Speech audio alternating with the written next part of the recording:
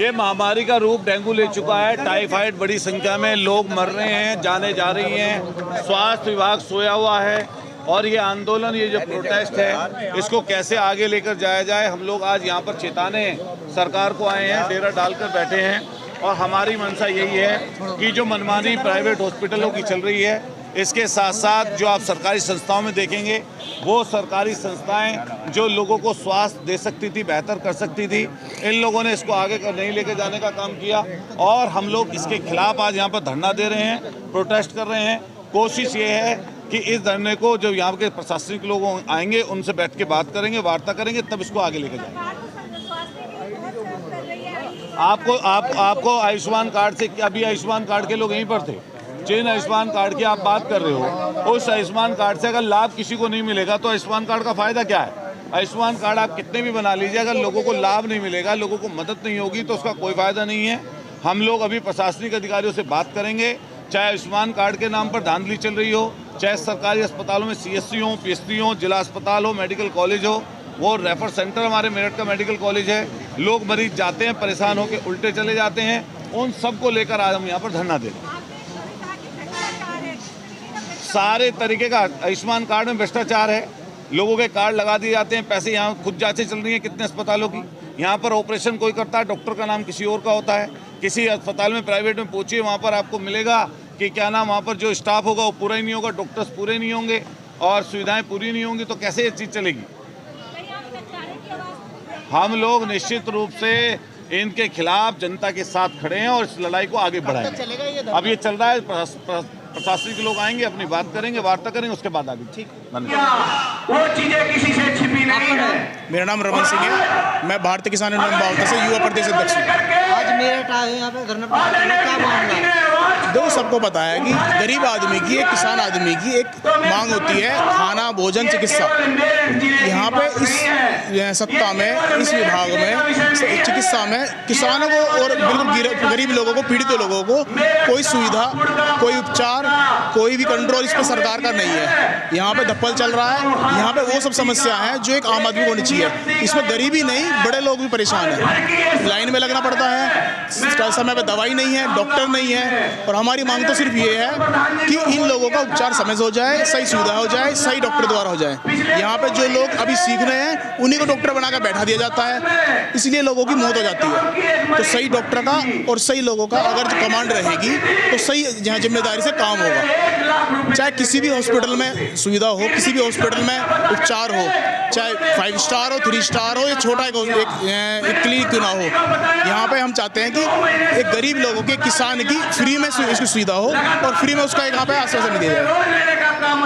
करेंगे या उस पर इलाज भी करेंगे। तो आप जितने लोग बैठे हैं, सैकड़ों की संख्या, मुझे बताओ, क्या उस कार्ड का कोई फायदा है जी? उसका कोई फायदा नहीं। तो जितने अस्पतालों में, प्राइवेट में लोग पहुंचते हैं, तो या तो उसको लगाते नहीं, लगा लेंगे तो पैसे निकाल लेंगे, तो साथ में उसके अलग से पैसे ले लेंगे। ये हर घर की परेशानी, दिक्कत इस समय है। आप पे भी रोज शिकायत आती है, लगातार इसकी चर्चा चलती है।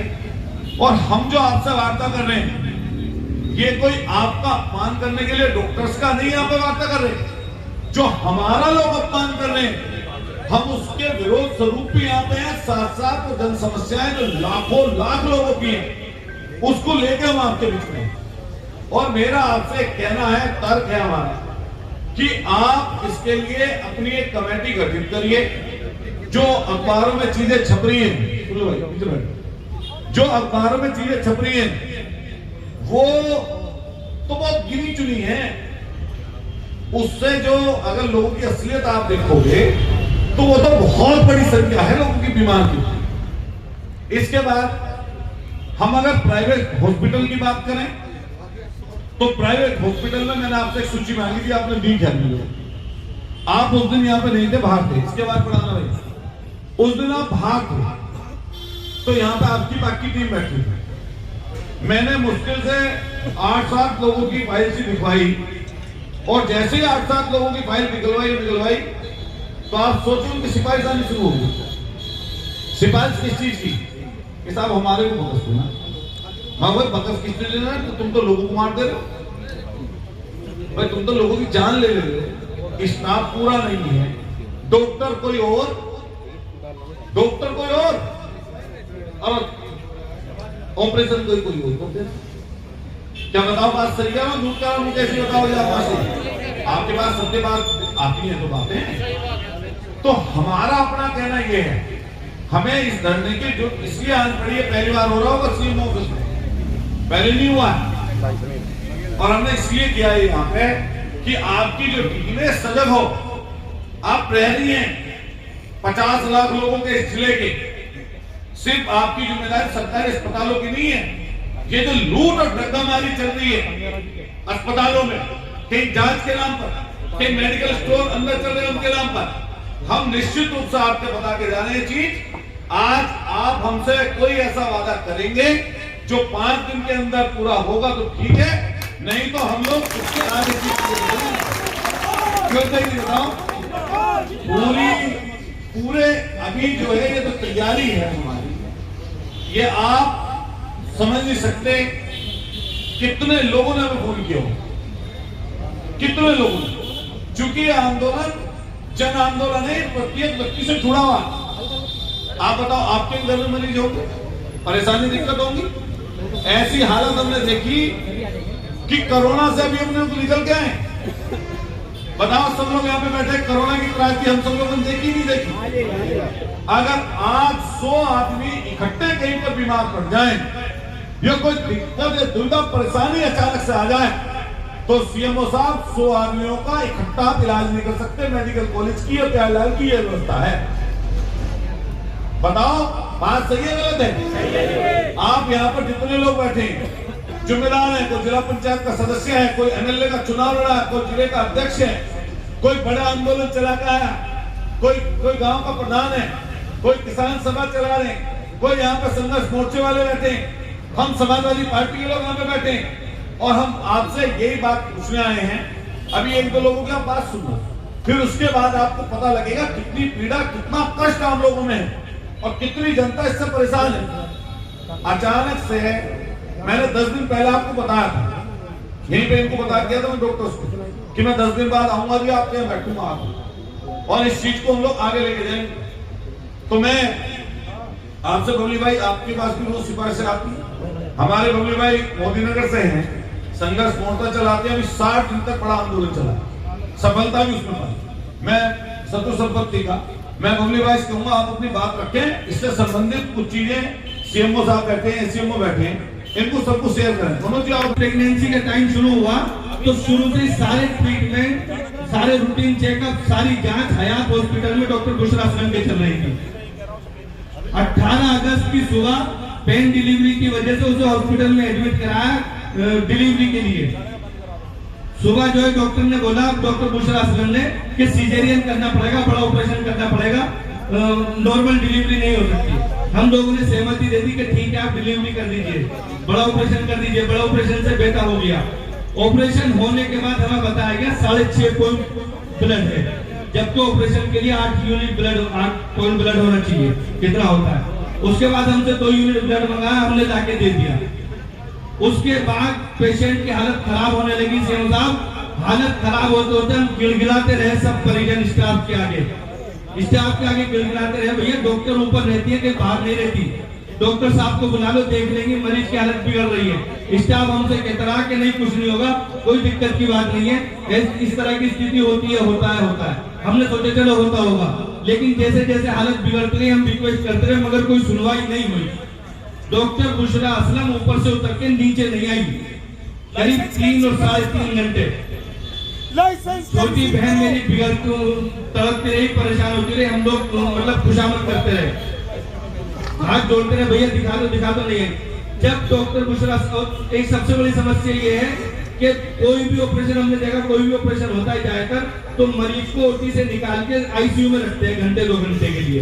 लेकिन ये पहला केस मैंने अपनी आंखों से देखा जिसमें डॉक्टर बुशरा असलम ने ओटी से निकाल के मरीज को सीधा रूम में रख दिया, साधारण रूम में, और रखने के बाद 3-3.5 घंटे जब नहीं आई, जब वो लड़की खत्म हो गई, जब ऊपर से उतर के आई, और ऊपर से उतर के आने के बाद उस कमरे में से निकाल के दूसरे कमरे में ले गई। और यहाँ बैठे हुए सभी लोगों ने अक्षय कुमार की गब्बर फिल्म देखी होगी, वो गब्बर फिल्म में जो सीन चलता है, डॉक्टर इधर से उधर भागते हैं, डॉक्टर स्टाफ इधर से उधर भागते हैं और पर्चे लिख के देते हैं। आधे घंटे सेम वही सीन चला है, पर्चे लिख के देते रहे, ये ला दो, ये ला दो, ये ला दो, ये ला दो, हम ला के देते रहे। आधे घंटे बाद स्टाफ ने हमें बताया कि मैडम ने वेंटिलेटर की ट्यूब पेशेंट के मुंह में डाल दी है, वेंटिलेटर की एम्बुलेंस मंगाइए, आप इसे आनंद न्यूट्रीमा ले जाएंगे। अब जिसके घर का मरता है ना, वो तो सोचता है कुछ भी करना पड़े, बचा लो, कहीं भी ले जाओ। हमने ठीक है भाई, आप आनंद भेजो, न्यूट्रीमा भेजो, कहीं भी भेजो, आप भेजो, जल्दी करो। जब एम्बुलेंस, हमारे साथ कितना बड़ा धोखा हुआ, ये देखने वाली बात है।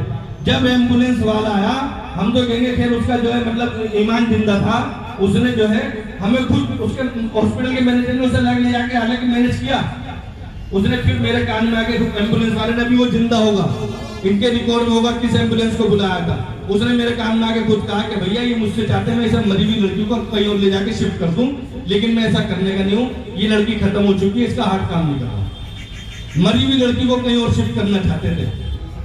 उसके बाद हमने 112 पे फोन किया, फोन करने के बाद पुलिस आ गई, हमसे कहा आपका मुकदमा लिखा जा रहा है, लेकिन मुकदमा नहीं लिखा गया, बताया गया कि सीएमओ साहब के लिए जांच करेंगे, जांच के बाद तब मुकदमा होगा। सीएमओ साहब की भी जांच हो गई, जांच में भी ये लिखा हुआ, इतना ही नहीं लिखी हुई है कि डॉक्टर समय रहते मृतक का सही इलाज नहीं कर पाई, जिससे मरीज की दुखद मृत्यु हो गई। उसके बावजूद भी, अच्छा ये सब अखबारों में प्रमुखता से छपी है खबर, ये खबर देखने के बाद बहुत सारे लोग माननीय विधायक जी ऐसे हैं जो उस अस्पताल को, उस डॉक्टर के पीड़ित हैं, जो मेरे पास खुद आए कि हमारे परिवार की महिला भी मार चुकी है और तालिब रिजवी की जो हमारे भाई है तालिब रिजवी, उनकी बीवी भी मार देती है, वो तो समय रहते उसे इलाज मिल गया। तो बहुत सारे लोग ऐसे जिनकी घरों की औरतें मार चुकी है, और इसकी सबसे बड़ी दिक्कत ये कि जब ऑपरेशन करके ऊपर जाती है तो उतर के नीचे आती नहीं है, लापरवाही बहुत है और अकड़ बहुत है। अब आपसे मेरा साधारण अनुरोध ये है सीएमओ साहब कि इतना सब कुछ होने के बावजूद उसकी प्रैक्टिस बादस्तूर जारी है, क्या आप शासन प्रशासन इस इंतजार में कि वो 10, 20, 50, 150 औरतें और मार दे तब आप जागेंगे? क्या इंतजार है? कितने लोग मरवाना चाहते हैं, कितनी औरतों पर न्याय कराना चाहते हैं? आप स्थिति का अंदाजा नहीं लगा सकते, इतनी भयावह स्थिति है। जो लोग माफिया थे डॉन थे वो आज अस्पताल चला रहे हैं, लोगों के घर बिक के अस्पतालों में इलाज कराते और इलाज नहीं मिल रहा, दवाइयों की, डॉक्टरों की ये स्थिति है। बहुत बहुत धन्यवाद।